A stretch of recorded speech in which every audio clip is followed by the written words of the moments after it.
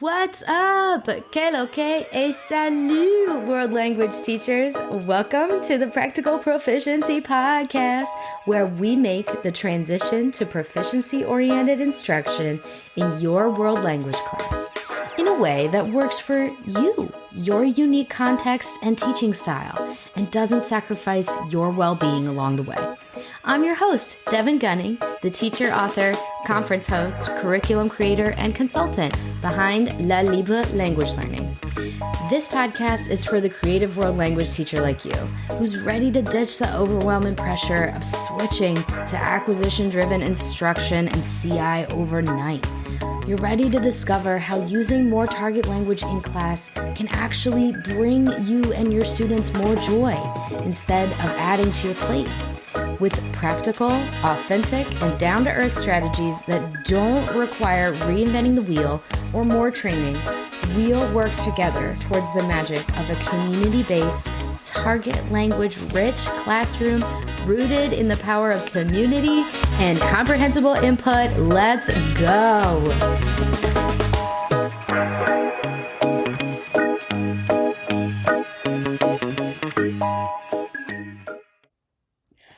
Oh, hey, world language teachers. Welcome back to another episode of the Practical Proficiency Podcast. I'm your host, Devin, and I'm so excited to hang out with you today. We are continuing our series on the 10 elements of world language proficiency instruction. What does acquisition really look like in a classroom environment? We're breaking this down piece by piece into each element so that it's easier for you to tweak and see where your successes are, as well as make improvements where needed. What we're focusing on today is element number 6. So if you've made it this far in the series, you're crushing it. So give yourself a pat on the back. Today's element number 6 is one of my favorites.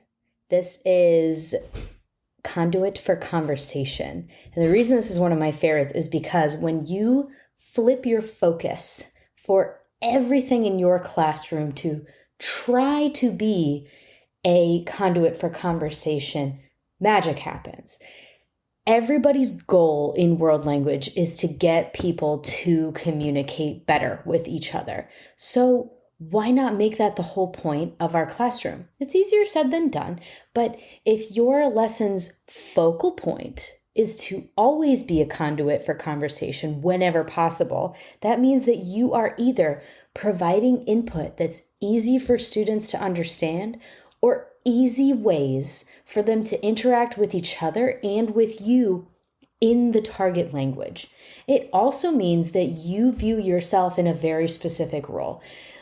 You're less of the master guardian of knowledge, which is something we're all trying to get away from in teaching because we've seen the research, we know that it doesn't work.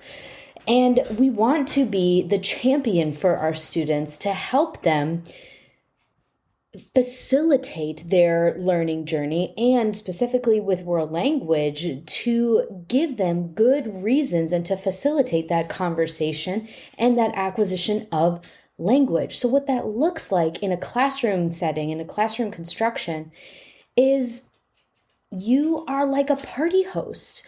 You are always trying to find ways to get students to listen to you in the target language, to talk to you in the target language in ways that are easily accessible to them.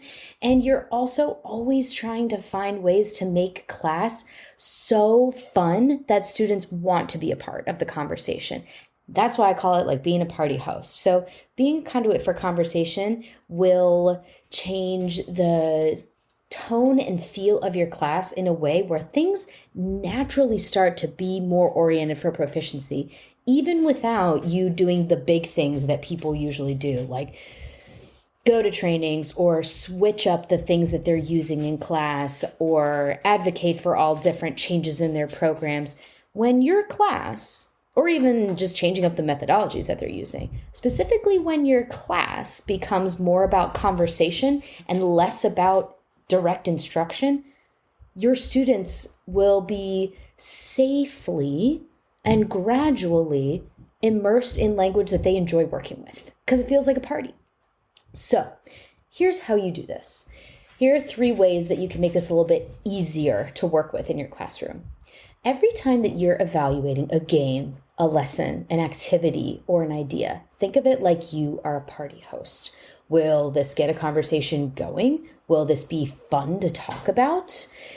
You also, for number 2, you are viewing yourself as a language facilitator, as we've talked about earlier. And I've heard this on a podcast before, and it's such a great way to put an image to this role, but you are an insatiably curious conversation partner, somebody who's trying to get to know your students and try to understand your students, and you want them to understand what you're saying and respond to what you say.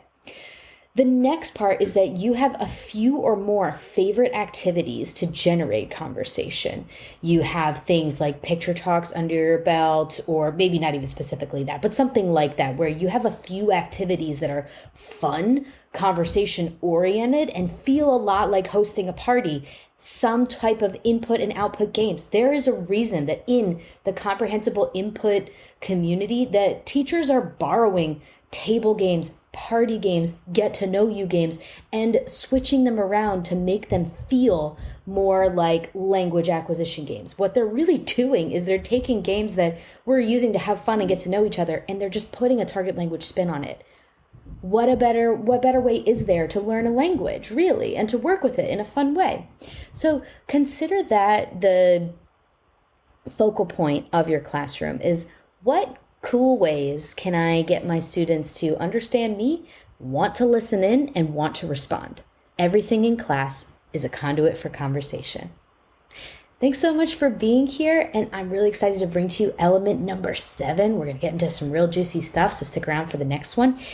And if you haven't done this yet, choose your adventure today. Share this with somebody that you think in the world language community could really use this, that would benefit from this lesson. Or send me a rating for some good karma. This really helps the podcast, especially in its early days, get seen by other people so that we can have a bigger impact together. So thank you again for being a part of this special world language teacher community, and I will see you in the next episode. But for now,